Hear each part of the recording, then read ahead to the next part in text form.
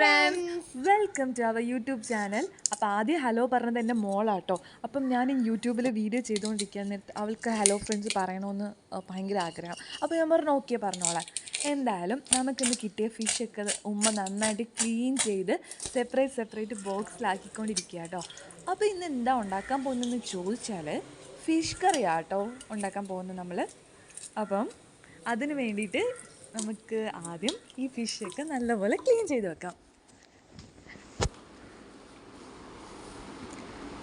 Okay, അപ്പോൾ ഈ clean ചെയ്തതിന് ശേഷം ഞാനൊന്ന് കാണിച്ചു തരാമേ. ഇതൊക്കെയാണ് നമുക്ക് ഇന്ന് കിട്ടിയ ഫിഷ്. ഇതിൽ പ്രോൺസിൻ്റെ റെസിപ്പി ഞാൻ ഓൾറെഡി എൻ്റെ ചാനലിൽ അപ്ലോഡ് ചെയ്തിട്ടുണ്ട്. കാണാത്തവരുണ്ടെങ്കിൽ ഒന്ന് പോയി കണ്ടിട്ട് വരണേ. ഒരു പ്രോൺസ് വെച്ചിട്ട് ക്രിസ്പി ഫ്രൈഡ് പ്രോൺസ് ആണ് കേട്ടോ ഉണ്ടാക്കിയത്. അപ്പം ആദ്യം തന്നെ ചട്ടി വെച്ചിട്ട് നല്ലതുപോലെ ചൂടാക്കിയിട്ട് ഓയിൽ ഒഴിക്കാം. അതിലേക്ക് കുറച്ച് ഉലുവ ഇടാം. നമുക്ക് ഇത്രയും സാധനങ്ങൾ റെഡിയാക്കി വെച്ചിരിക്കണം. എന്തൊക്കെയാണ്? സവാള, ഇഞ്ചി, പച്ചമുളക്, തക്കാളി, വെളുത്തുള്ളി. നമുക്ക് ഓരോന്നായിട്ട് ഈ ചൂടായ എണ്ണയിലേക്കിട്ട് നല്ലതുപോലെ മിക്സ് ആക്കാം. ഇത് നമുക്കതിൽ ഒഴിക്കാനുള്ള മിക്സാണ് കേട്ടോ. മഞ്ഞൾപ്പൊടി, മുളക് പൊടി, അതുപോലെ തന്നെ ഉപ്പ്, പുളി ഇതെല്ലാം കൂടെ ചേർത്തിട്ടുള്ള മിക്സ് നമുക്ക് ഒഴിച്ചു. നന്നായിട്ട് തിളയ്ക്കുമ്പം കുറച്ചും കൂടെ ഉപ്പ് വേണമെങ്കിൽ ഇട്ട് കൊടുക്കാം കേട്ടോ.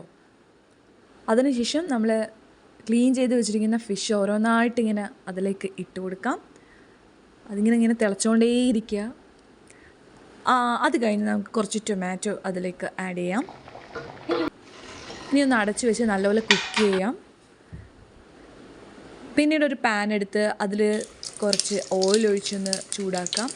കടുകിട്ട് കൊടുക്കാം. അതിനുശേഷം ഇതിൽ ഞാനൊരു സ്പെഷ്യൽ സംഭവം ചേർക്കുന്നുണ്ട് കേട്ടോ, ഞാൻ പറയാം.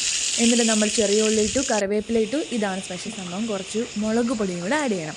എന്തിനാണെന്ന് ചോദിച്ചാൽ കറിക്ക് നല്ല കളറ് കിട്ടും കേട്ടോ. എന്നാൽ ഭയങ്കര സ്പൈസി ആയിട്ടുള്ള കിട്ടുന്നത്, ആവശ്യത്തിന് എരിവും എന്നാൽ നല്ല കളറും കിട്ടുന്നൊരു വിദ്യ കേട്ടോ ഇത്. കുറച്ച് മുളക് പൊടി അതിൻ്റെ കൂടി ഇട്ട് കൊടുത്താൽ മതി. എന്നിട്ട് നമുക്കിത് കറിയിലേക്ക് ഒഴിച്ചു കൊടുക്കാം. നമ്മൾ ഫിഷ് കറി ഇവിടെ റെഡി ആയിരിക്കുകയാണ്. ഇത് ഈസിയാണ്, എല്ലാവർക്കും ഉണ്ടാക്കാൻ പറ്റുന്നതാണ്. ഈസി ആയിട്ടുള്ള റെസിപ്പിയാണ്. കുക്കിങ്ങിൽ ബിഗിനേഴ്സ് ആയിട്ടുള്ളവർക്കെല്ലാം ഇതൊന്ന് നോക്കിയിട്ട് ഇതുപോലെ നമുക്ക് ചെയ്യാൻ പറ്റും. അപ്പോൾ ചാനൽ സബ്സ്ക്രൈബ് ചെയ്യാൻ മറക്കല്ലേ. ബൈ.